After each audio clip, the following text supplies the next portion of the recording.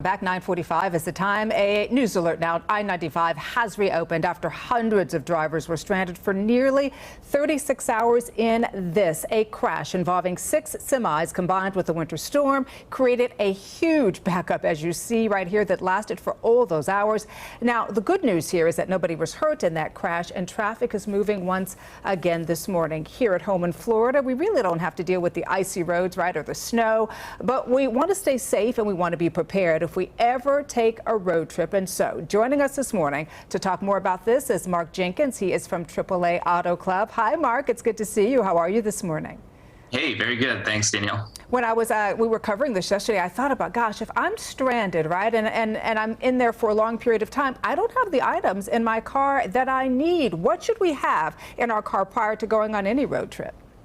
Yeah, I think that the top things that you want to have in every car right now is a cell phone charger, first and foremost, so you can call for help, jumper cables, flashlights with extra batteries, a first aid kit, and then extra snacks and water. Very important because you just never know when something like this could happen to you. That's something that my mom tells me all the time. Whenever I go out to visit her in California, she gives me this big old box, and in this box, it's a cooler actually. She puts water, she puts juices, she puts everything, and I'm like, oh, Mom, but listen, I think it is necessary to have that, right? Is it best to store it how she does, right, in kind of a cooler?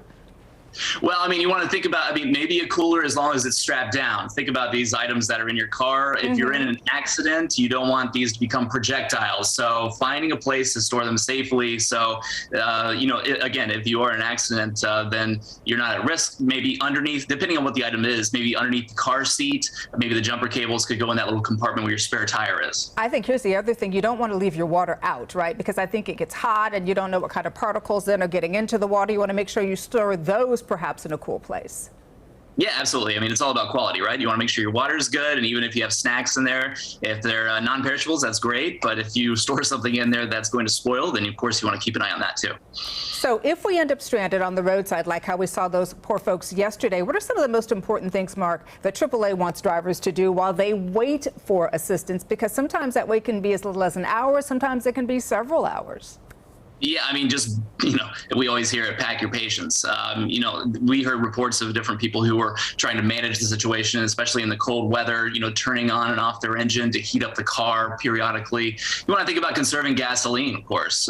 So it might be a good idea to go ahead and do something like that, where you turn off your vehicle for a short time, and then if you start getting cold, then turn it back on to warm things up. And then just, you can keep a very close eye on the situation. If you're starting to run out of gas and you want to start planning things out, of course, one thing that we're very cognizant of is whenever you have a breakdown and your vehicle is disabled, you want to make sure that you are putting yourself in a safe situation while you're waiting for emergency roadside assistance.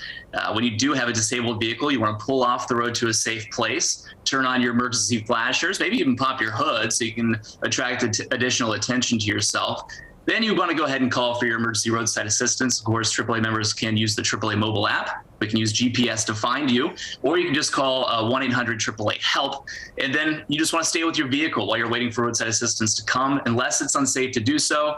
Of course, if your vehicle is, caught up in a traffic lane, then it's probably not a good place that you want to be sitting. But if you can move your car as far away from traffic as possible, then that's certainly the most ideal situation. Yeah, using your best judgment in those situations. Sometimes it's best to stay with your car. Sometimes it's not. You got to get out and try to get to a safer area. But you've given us some really good information, Mark. Thank you so much.